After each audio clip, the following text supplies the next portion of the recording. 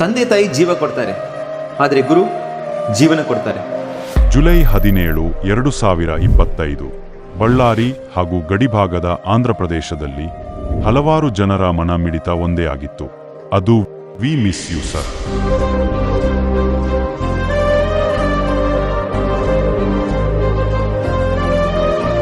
ಯಾಕೆಂದರೆ ಅಂದು ಇವರ ನೆಚ್ಚಿನ ಗುರು ಹಾಗೂ ಶ್ರೀ ಚೈತನ್ಯ ವಿದ್ಯಾಸಂಸ್ಥೆಯ ಸಂಸ್ಥಾಪಕರಾದ ಡಾಕ್ಟರ್ ಪಿ ರಾಧಾಕೃಷ್ಣರವರು ಅಗಲಿ ಹೋಗಿದ್ದರು.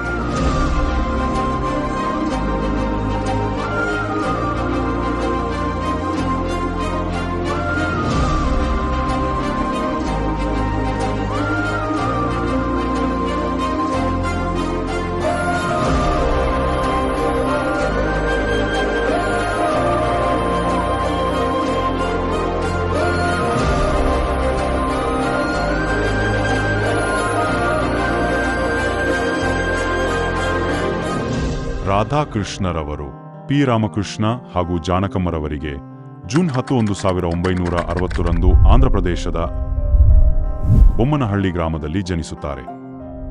ಸಾಮಾನ್ಯ ರೈತ ಕುಟುಂಬದಲ್ಲಿ ಜನಿಸಿದ ಇವರು ಇದೇ ಗ್ರಾಮದಲ್ಲಿ 10ನೇ ತರಗತಿವರೆಗೆ ವಿದ್ಯಾಭ್ಯಾಸ ಮಾಡುತ್ತಾರೆ.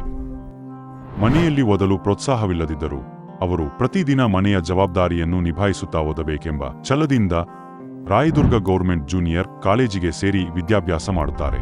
ಮುಂದಿನ ವಿದ್ಯಾಭ್ಯಾಸಕ್ಕೆಂದು ಬಳ್ಳಾರಿಗೆ ತೆರಳಿ ವೀರಶೈವ ಡಿಗ್ರಿ ಕಾಲೇಜಿನಲ್ಲಿ ಬಿಕಾಂ ವಿದ್ಯಾಭ್ಯಾಸ ಮಾಡಲು ಸೇರುತ್ತಾರೆ. ಅಲ್ಲಿಯವರೆಗೂ ಪ್ರಾದೇಶಿಕ ಭಾಷೆ ವಿದ್ಯಾಭ್ಯಾಸ ಮಾಡಿದ ಇವರು ಇಂಗ್ಲಿಷ್ ಭಾಷೆ ಸರಿಯಾಗಿ ಬಾರದಿದ್ದ ಕಾರಣ ಇಂಗ್ಲಿಷ್ ಲ್ಯಾಂಗ್ವೇಜ್ ಅಲ್ಲಿ ಫೇಲ್ ಆಗುತ್ತಾರೆ. ಆದರೂ ಛಲ ಬಿಡದೆ ಬಿಕಾಂ ಪೂರ್ಣಗೊಳಿಸಿ ಪದವಿ ಪೂರ್ಣರಾಗಿ ಹಿಂದಿ ಮತ್ತು ಇಂಗ್ಲಿಷ್ ಭಾಷೆಗಳ ಪರಿಣಿತಿ ಹೊಂದಿರುವ ಸ್ನೇಹಿತನ ಸಹಾಯದೊಂದಿಗೆ ನಾಗಪುರ್ಗೆ ತೆರಳಿ ಎಂಕಾಂ ಮಾಡಬೇಕೆಂದು ಇಚ್ಛೆಪಡುತ್ತಾರೆ. ಅದರಂತೆ ಅವರ ಸ್ನೇಹಿತರು ಬರುವ ಭರವಸೆಯನ್ನು ನೀಡುತ್ತಾರೆ. ಆದರೆ ಹೋಗುವ ಕೊನೆಯ ಸಮಯದಲ್ಲಿ ಅವರ ಸ್ನೇಹಿತ ತಮ್ಮೊಂದಿಗೆ ಬರಲು ಆಗುವುದಿಲ್ಲ ಎಂದು ತಿಳಿಸುತ್ತಾರೆ. ಈ ವಿಚಾರ ತಿಳಿದ ಮೇಲೆ ಸಹ ಎದೆಗುಂದದೆ ಮನೆಯಲ್ಲಿ ಈ ವಿಚಾರವನ್ನು ತಿಳಿಸದೆ ವಿಷಯವನ್ನು ಗುಪ್ತವಾಗಿಟ್ಟು ನಾಗಪುರ್ ಅತ್ತ ಸಾಗುತ್ತಾರೆ. ಅಲ್ಲಿ ಹೋದಾಗ ತಾವು ಸೇರಬೇಕೆಂದು ಹೋದ ವಿದ್ಯಾಸಂಸ್ಥೆಯಲ್ಲಿ ಎಂಕಾನ್ ಸ್ವೀಟ್ ಭರ್ತಿಯಾಗಿದ್ದವು. ಇನ್ನೇನು ಮಾಡಬೇಕು ಎಂದು ತೋಚದ ಅವರು ಅಲ್ಲಿಯೇ ತೆಲುಗು ಭಾಷೆ ಬರುವವರ ಸಹಾಯವನ್ನು ಪಡೆದು ಅದೇ ನಾಗಪುರಲ್ಲಿ GS ಕಾಲೇಜ್ ಆಫ್ ಕಾಮರ್ಸ್ನಲ್ಲಿ ಪ್ರವೇಶ ಪಡೆಯುತ್ತಾರೆ. ಇವರು ಬೋಧಕ ಜೀವನದ ಸ್ಫೂರ್ತಿಯು ಇಲ್ಲಿಂದಲೇ ಪಡೆಯುತ್ತಾರೆ. ಎಂಪಿಲ್ ಅನ್ನು ಸಂಪೂರ್ಣಗೊಳಿಸುತ್ತಿರುವಾಗ ದಿನಾಂಕ 11 ಏಪ್ರಿಲ್ 1985 ರಾಧಿಕಾರವರನ್ನು ಮದುವೆಯಾಗುತ್ತಾರೆ. ಸ್ವಾಭಿಮಾನಿಯಾದ ಇವರು ಜೀವನಕ್ಕೆಂದು ಆಂಧ್ರಪ್ರದೇಶದ ಗುಂತಕಲ್ ತಾಲೂಕಿನ ಡಿಗ್ರಿ ಕಾಲೇಜಲ್ಲಿ ಉಪನ್ಯಾಸಕರಾಗಿ ಕಾರ್ಯನಿರ್ವಹಿಸುತ್ತಾ ಹೂಡಿಕೆ ಮಾಡುತ್ತಾ ಪುಟ್ಟದಾದ ಒಂದು ಜೀವನವನ್ನು ರೂಪಿಸಿಕೊಳ್ಳುತ್ತಿರುವಾಗ ಅವರ ತಂದೆ ಅಪಘಾತಕ್ಕೆ ಒಳಗಾಗಿ ಮರಣ ಹೊಂದುತ್ತಾರೆ. ಪುಟ್ಟದಾದ 2 ಮಕ್ಕಳು ಮತ್ತು ಧರ್ಮಪತ್ನಿಯೊಂದಿಗೆ ಮನೆಯ ಜವಾಬ್ದಾರಿಯನ್ನು ಹಾಗೂ ತಂದೆ ಮಾಡಿದ 3 ಲಕ್ಷ ಸಾಲದ ಹೊರೆಯನ್ನು ಹೊತ್ತು ಮಾಡುತ್ತಿದ್ದ ಕೆಲಸವನ್ನು ತೊರೆದು ಹಿಂದೆಂದೂ ಮಾಡದಿದ್ದ ವ್ಯವಸಾಯವನ್ನು ಮಾಡಲು ಮುಂದಾಗುತ್ತಾರೆ. ನನ್ನವರು ಎಂದವರು ಯಾರೊಬ್ಬರೂ ಜೊತೆಯಾಗದಿದ್ದಾಗ ತಮ್ಮಲ್ಲಿ ತಾವೇ ಧೈರ್ಯ ತುಂಬಿಕೊಂಡು ಎದೆಗುಂದದೆ ವ್ಯವಸಾಯವನ್ನು ಕಲಿತು ಇದ್ದ ಸಾಲದ ಹೊರೆಯನ್ನು ತೀರಿಸಿಕೊಳ್ಳುತ್ತಾರೆ.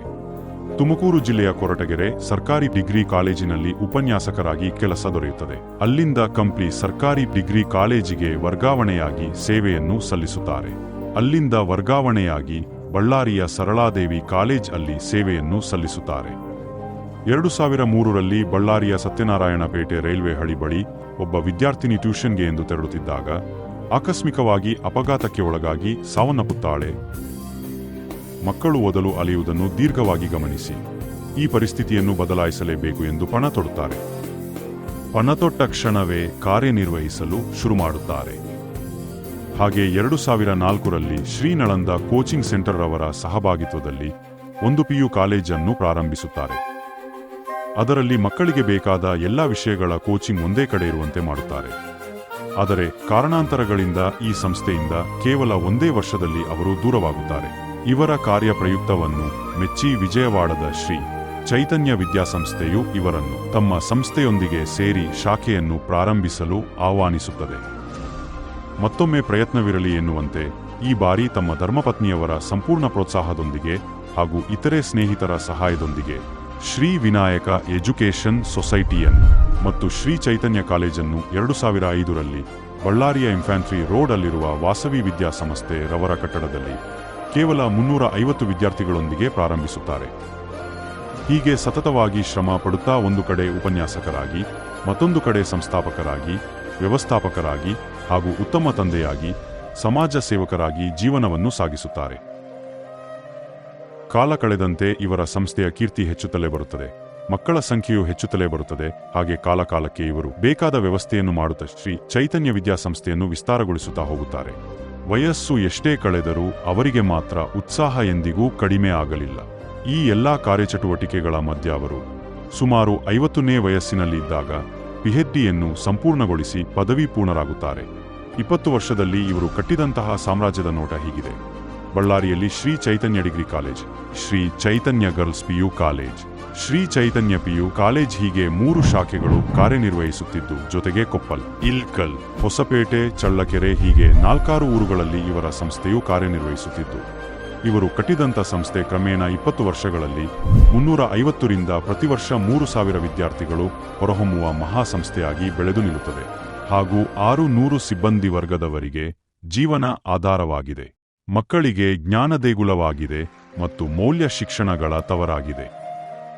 ಸಂಸ್ಥೆ ಎಷ್ಟು ದೊಡ್ಡದಾದರೂ ಅವರು ಮಾತ್ರ ಇಷ್ಟಪಟ್ಟು ಸೇರಿದಂತಹ ಉಪನ್ಯಾಸಕರ ಕೆಲಸವನ್ನು ಬಿಡದೆ ತಮ್ಮ ಸಂಪೂರ್ಣ ಅವಧಿಯವರೆಗೂ ಬೋಧನೆಯನ್ನು ಮಾಡುತ್ತಾ, ಸರಳತೆಯನ್ನು ಮರೆಯುತ್ತಾ, ಸಮಾಜ ಸೇವೆ ಮಾಡುತ್ತಾ ಸಂಸ್ಥೆಯನ್ನು ವಿಸ್ತರಿಸುತ್ತಲೇ ಇದ್ದರು.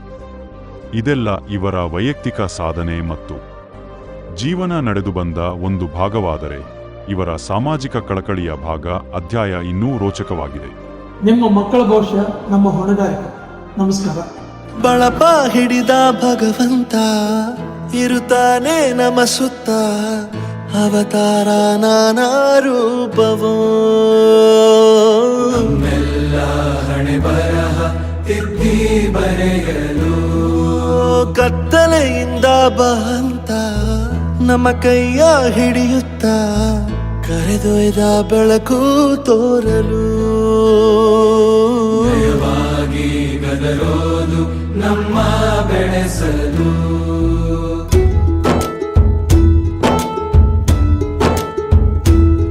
ಭಾಷೆ ಅಮೃತ ಕುಡಿಸೋ ತಾಯಾಗಿ, ಭಾಷೆ ಅಮೃತ ಕುಡಿಸೋ ತಾಯಾಗಿ, ಭವಿಷ್ಯ ಬರೆವಂತ ತಂದೇನೋ ಆಗಿ, ಬರೆವಂತ ತಂದೇನೋ ಆಗಿ, ಚಂದದ ಜೀವನನ ನೀಡಿರೋ ಗುರುಗಳು ನಮ್ಮ ಗುರುಗಳು.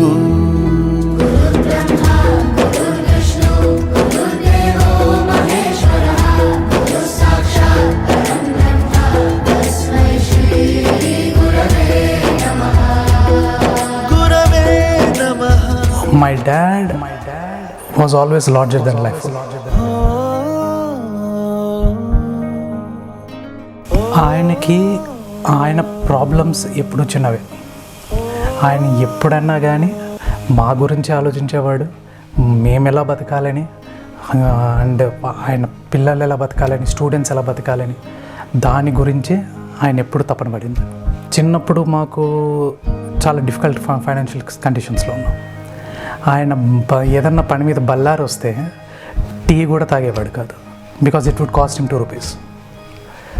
కాకపోతే ఆ డబ్బులు సేవ్ చేసుకుని వాటితో ఏదన్నా బిస్కెట్స్ కానీ పళ్ళు కానీ ఏవో ఒకటి మాకు తీసుకొచ్చేవాడు. What we want to do right now is basically be what he was, be there and be the backbone of Sri Chaitanya Group of Educational Institutions, and that is what we are trying to achieve, and we will try to do that and make him proud.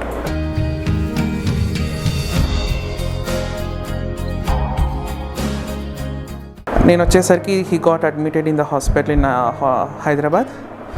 నేను వచ్చిన ఒక 3 డేస్కి ఏమో hospital వాళ్ళు they did allow me to speak to him.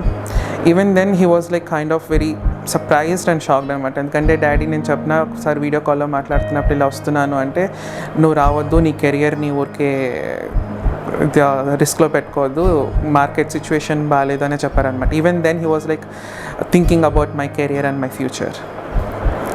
So ఆ రోజు morning కూడా నేను వెళ్ళి డాడీ అనేసరికి కొంచెం చూసారు కానీ he couldn't respond properly. And ఆ రోజు ఆఫ్టర్నూన్ ఎప్పుడైతే న్యూస్ వచ్చిందో వీఆర్ ఆల్ బేసికలీ షాక్ అనమాట. అసలు ఎక్స్పెక్ట్ కూడా చేయలేదు. We always thought he'll come back strong అన్నట్లుగానే ఆలోచించుకున్నాం, కానీ that we would be hearing this kind of news అనేది అసలు ఆలోచన కూడా ఉండలేదు మాకు ఎవరికి. టు బీ ఫ్రాంక్లీ సేయింగ్ ఇప్పటికీ ఇంకా డినైల్లోనే ఉన్నాను నేనైతే. నాకు ఒక అలవాటు బయటికి వెళ్ళేది, లేకపోతే కాలేజ్ నుంచి ఇంటికి వచ్చేసరికి డాడీ లేకపోతే ఇంట్లో అమ్మని డాడీ ఎక్కడ అని అడుగుతాను అనమాట. నిన్న కొంచెం బయటికి వెళ్ళి ఇట్లా ఇంట్లోకి అడుగు పెడుతున్నప్పుడు ఆల్మోస్ట్ వచ్చిందని నోట్లో, it was tip of my tongue అనమాట. అమ్మ డాడీ ఎక్కడ అని అడిగేసరికి. కానీ I controlled my self from saying it out loud because I didn't want to like upset my mother even more and also like had to accept the reality.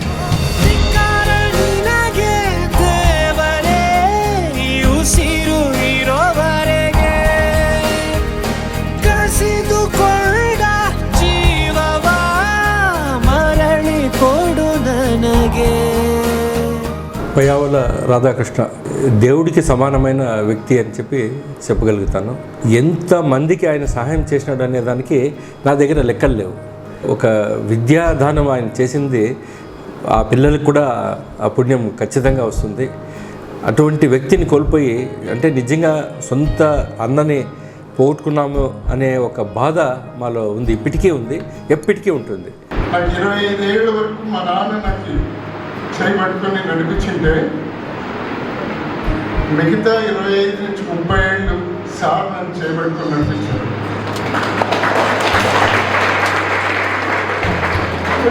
నేను sir నుంచి ఇలా మాట్లాడగలుగుతాను, చాలా బాగా ఉంది.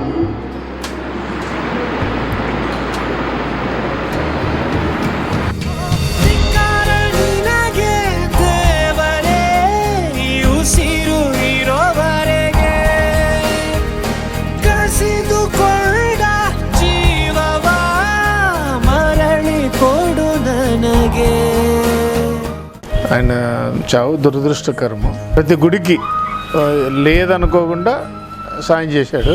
ఈ లోకల్ బొమ్మనాల మండల లోకల్ ఎవరికైనా కానీ కాలేజు ఫీజు కూడా 20,000 తక్కువ తీసుకున్నాడు మండల్ లెవెల్లో. ఎవరైనా పోని అంబులెన్స్ పెట్టాము ఇక్కడ వాళ్ళ నాన్న పేరుతో. ಸರ್ ಅವರು ಎಷ್ಟೋ ವಿದ್ಯಾರ್ಥಿಗಳು ಬಡ ವಿದ್ಯಾರ್ಥಿಗಳಿಗೆ ಆರ್ಥಿಕವಾಗಿ ಅವರು ಫೀಸ್ಗಳನ್ನು ಕಟ್ಟಿರ್ತಕ್ಕಂಥದ್ದು ನಾವು ಕಣ್ಣಾರೆ ನೋಡಿದ್ದೀನಿ. ಮತ್ತು ಉನ್ನತ ಶಿಕ್ಷಣಕ್ಕೆ ಹೋಗ್ತಾ ಇದ್ದೀವಿ ಸರ್, ನಮಗೆ ಸ್ವಲ್ಪ ಏನಾದರೂ ಸಹಾಯ ಮಾಡಿರಿ ಅಂತಂದೇಳಿ ಬಂದಿರತಕ್ಕಂಥ ವಿದ್ಯಾರ್ಥಿಗಳಿಗೆ ಅವರು ಫೀಸ್ ಕಟ್ಟಿರ್ತಕ್ಕಂಥದ್ದನ್ನು ನಾನು ನೋಡಿದ್ದೀನಿ. ಹಾಗಾಗಿ ಕಾಲೇಜ್ అభివృద్ధిಗೆ సాకಷ್ಟು కొಡುಗೆಯನ್ನು ಮಾಡಿದ್ದಾರೆ. ఈ బొమ్మనాల గ్రామానికి ఆయన లేకున్న లోటు తీరని లోటు. అలాంటి ప్రిన్సిపాల్ గారిని పోగొట్టుకొని చాలా బాధపడుతున్నాం మా బొమ్మనాల గ్రామంలో. ఇక్కడ ఇంత దాపు 50 లక్షల పైన దానాలు చేశాడు. ఎవరికి లేదనుకుండా దానపరుడు, మంచి వ్యక్తి, మా అన్నదమ్ములందరికీ చాలా కావాల్సిన వాడు. ఆయన చనిపోయి ఇది చేసిన ఎంతోమందికి ఏదన్నా అడిగితే లేదనుకోకున్నట్లు ఇచ్చేవాడు. ఎడ్యుకేషన్ పరంగా ఎవరికైనా లేదు సార్ ఇట్లా ఇంతే అవుతుంది మా దగ్గర అంటే మీ చేత ఎంత కట్టండి, నేను మిగతా నేను చూసుకుంటానని చెప్తుండే. ఊళ్ళో ఇది చేస్తాము ఇది కావాలా అంటే అడిగితే అడిగిన వాళ్ళందరికీ ఇచ్చేవాడు లేదనుకోకున్నట్లు. ఆయనకున్న ఎబిలిటీ, ఆయనకున్న ఫ్రెండ్ సర్కిల్ కానీ అందరితో ఉండే ఆత్మీయత, ప్రతి చిన్నపిల్లడు పలకరించిన పలకలిస్తారు. ఆయన మంచి స్నేహజీవి, చాలామందికి ಉದ್ಯೋಗ ಕಲ್ಪಿಸಾಲనేది ఆయన ಆಸೆ. ಆ ರಕಂಗಾನೇ చేసినాడు. ಸೆಕೆಂಡ್ PUCಯಲ್ಲಿ ನಮ್ಮ ತಂದೆ ತಿರ್ಕೊಂಡಿದ್ರು. ನನಗೆ ಏನು ಮಾಡಬೇಕು ಅನ್ನೋ ಚಿಂತೆಯಲ್ಲಿದ್ದಾಗ ಸಾರ್ ನನಗೆ ಬೆನ್ನೆಲುಬಾಗಿ ನಿಂತ್ಕೊಂಡ್ರು. ಡಿಗ್ರಿ ಮುಗಿಸ್ಕೊಂಡಾದ್ಮೇಲೆ ನೀನು MCOM ಮಾಡು ಅಂತ ಹೇಳಿದರು. ಅದರ ಉದ್ದೇಶನೇ ಗೊತ್ತಿಲ್ಲ. MCOM ಆದಮೇಲೆ ಡಬಲ್ ಡಿಗ್ರಿ ಆದಮೇಲೆ ಅದೇ ಡಾಕ್ಟರ್ ರಾಧಾಕೃಷ್ಣ ಸರ್ ಅವರ ಕಾಲೇಜಲ್ಲಿ ನಾನೊಬ್ಬ ಅಕೌಂಟೆನ್ಸಿ ಲೆಕ್ಚರ್ ಆಗಿ ಸೇರಿಕೊಂಡೆ. ಅದೇ ರೀತಿ ಒಂದೊಂದು ಮೆಟ್ಟಿಲು ನನಗೆ ಪ್ರೇರೇಪಿಸಿ ನನಗೆ ಬೆನ್ನೆಲುಬಾಗಿ ನಿಂತುಕೊಂಡು ನನಗೆ ಸಹಕಾರ ನೀಡಿ ಇವತ್ತು ಒಂದು ಕಾಲೇಜಿನ ಪ್ರಾಂಶುಪಾಲರಾಗಿದ್ದೀನಿ. ಈ ಚೈತನ್ಯ ಸಮೂಹ ಸಂಸ್ಥೆಗಳ ಅಡಿಯಲ್ಲಿ ನಾನು ಒಬ್ಬ ಲೆಕ್ಚರ್ ಆಗಿದ್ದೀನಿ, ಅದೇ ರೀತಿ ಪ್ರಿನ್ಸಿಪಲ್ ಆಗಿದ್ದೀನಿ. ಆ್ಯಕ್ಚುಲಿ ಸರ್ ಪ್ಯಾಷನ್ಗೆ ತುಂಬಾ ಹೊತ್ತು ಕೊಡ್ತಾ ಇದ್ರು. ಅವ್ರು ಸ್ಟೂಡೆಂಟ್ ಆಗಿದ್ದಾಗ ಒಂದೇ ಅಲ್ಲ, ಅವ್ರು ಕಾಲೇಜ್ ಬಿಟ್ಟೋದ್ಮೇಲೂ ಸಹ ನಮ್ಮ ಸ್ಟೂಡೆಂಟ್ ಅಂತ ಹೇಳಿ ತುಂಬಾ ಸಹಾಯ ಮಾಡಿದರು. ಫ್ಯಾಷನ್ ಇಟ್ಕೊಂಡು ಸಿನಿಮಾ ಮಾಡ್ತಿದ್ದೆ ಅಂತ ಹೇಳಿ ಚೈತನ್ಯ ಕಾಲೇಜಲ್ಲಿ ಯಾಳಿತ್ ಮೂವಿ ಸೆಕೆಂಡ್ ರಿಲೀಸ್ಗೆ ತುಂಬಾ ಸಪೋರ್ಟ್ ಮಾಡಿದ್ರು. ಅಷ್ಟೇ ಅಲ್ಲದೆ ನನ್ನ ಮುಂದಿನ ಚಿತ್ರ ಮಿಲ್ಲರ್ಪೇಟೆ ಶಂಕರ್ಗೂ ಸಹ ಇದೇ ತರ ಸಪೋರ್ಟ್ ಮಾಡ್ತೀನಿ ಅಂತ ಹೇಳ್ಬಿಟ್ಟು ಭರವಸೆ ಕೊಟ್ಟಿದ್ರು. ಮಣ್ಣು ಮಣ್ಣು ಜೀವ ಮಣ್ಣು ಮಾಡಿ ಕುಳಿತಿರುವೆ, ಎಂಥ ನೋವ ನೀಡಿರುವೆ.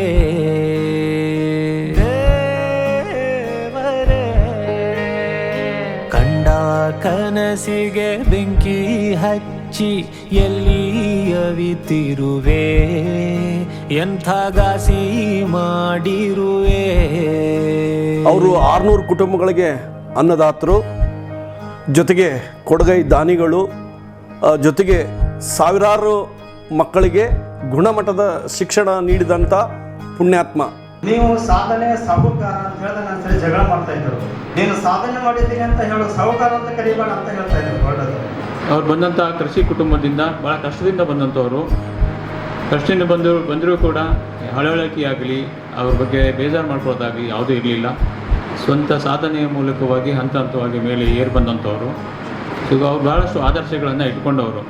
ಅವರು ನಿಜಕ್ಕೂ ಕೂಡ ಅವರು ಹಣ ಮಾಡಬೇಕು ಅಂತೇಳಿ ಇನ್ಸ್ಟಿಟ್ಯೂಷನ್ ಕಟ್ಟಿದ್ದಾರೆ. ನನಗೆ ಗೊತ್ತು. ಯಾಕಂತ ಹೇಳಿದ್ರೆ ಅವರು ಡಿಗ್ರಿ ಕಾಲೇಜಲ್ಲಿ ಇರುವಾಗಲೇ ಅವ್ರಿಗೆ ಕಾಲೇಜು ಮತ್ತು ವಿದ್ಯಾರ್ಥಿಗಳ ಬಗ್ಗೆ ಭಾಳ ಅಭಿಮಾನ ಇತ್ತು. ಆಮೇಲೆ ಭಾಳ ಕಾಳಜಿಗಳಿದ್ವು ಅವರಿಗೆ. ಸರ್ಕಾರಿ ಶಾಲೆಗಳಿಗೂ ಉಪಯೋಗ ಮಾಡಿದ್ದಾರೆ, ನೀರು ವ್ಯವಸ್ಥೆಗಳನ್ನು ಮಾಡಿದ್ದಾರೆ.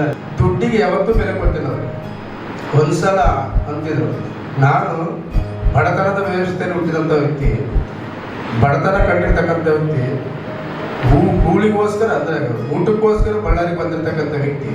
ಅಂಥದ್ರಲ್ಲಿ ನನ್ನ ಬಡತನ ನಾನು ಕಂಡಿದ್ದೀನಿ. ಅಂಥ ಬಡತನದಲ್ಲಿ ಇರ್ತಕ್ಕಂಥ ಜನರಿಗೆ ಸಹಾಯ ಮಾಡದೆ ನಮ್ಮ ಕೆಲಸ ಅಂತಕ್ಕಂಥ ಮಾತನ್ನು ನಾವು ಪದೇ ಪದೇ ಪದೇ ಹೇಳ್ತೀವಿ. ಅದೇ ಮಾತಾಡಬೇಕು. ಆದರೆ ಸಂಪತ್ತು ಎಷ್ಟೇ ಇದ್ದರೂ ಸರಳತೆ ಮಾತ್ರ ಮನುಷ್ಯನಿಗೆ ಗೌರವ ತಂದು ಕೊಡುತ್ತೆ ಅನ್ನೋದಕ್ಕೆ ರಾಧಾಕೃಷ್ಣನ್ ಅವರೇ ನಿದರ್ಶನ. ಯಾಕಂದರೆ ನೇರ ಗುರಿ, ಛಲ, ಹಠ, ಆ ಒಂದು ಹಠದಿಂದ ಆ ಒಂದು ಛಲದಿಂದ ಅವರ ಆರೋಗ್ಯನ ಕಡೆಗಣಿಸಿ ಈ ಸಂಸ್ಥೆಗೆ ದುಡಿದಿದ್ದಾರೆ ಅಂತ ಹೇಳಿಕೆ ನಾನು ಇಷ್ಟಪಡ್ತೀನಿ.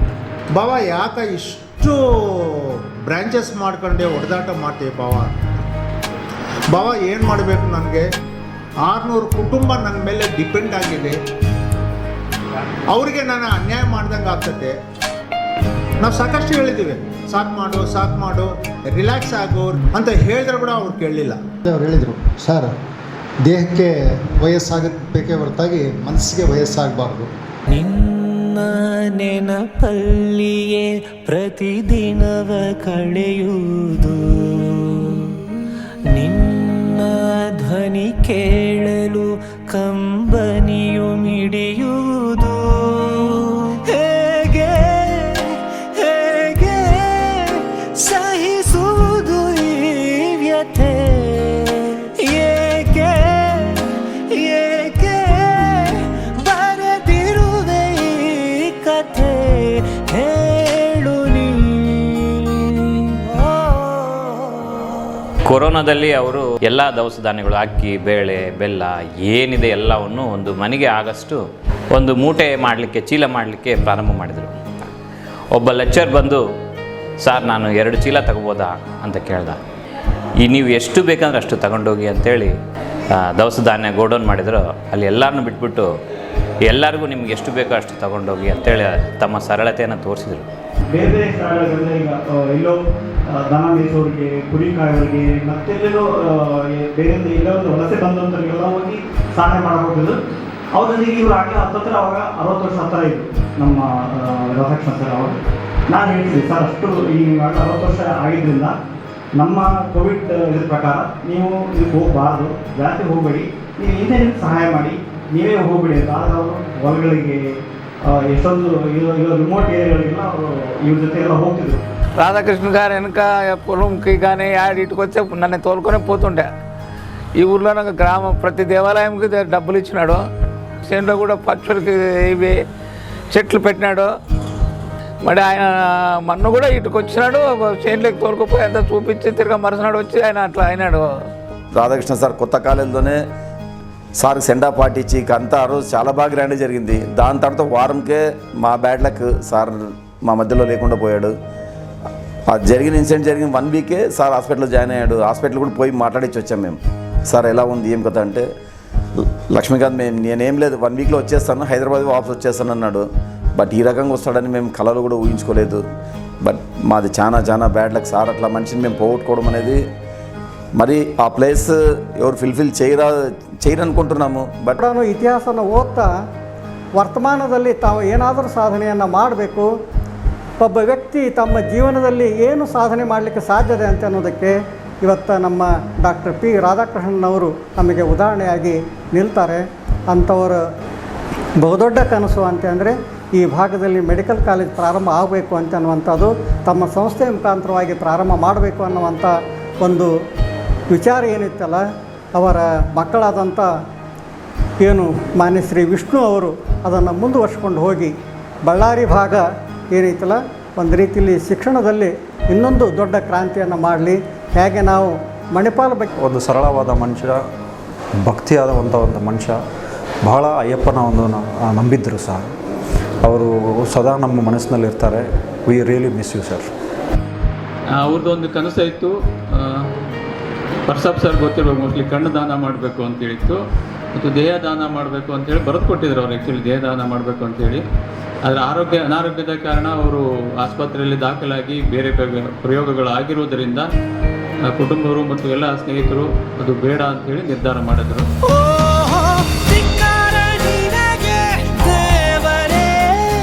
ದುಃಖ ಅನುಭವಿಸು, ಮನಸ್ಸು ಪಡುತ್ತಿರೋ ಕಷ್ಟವಾ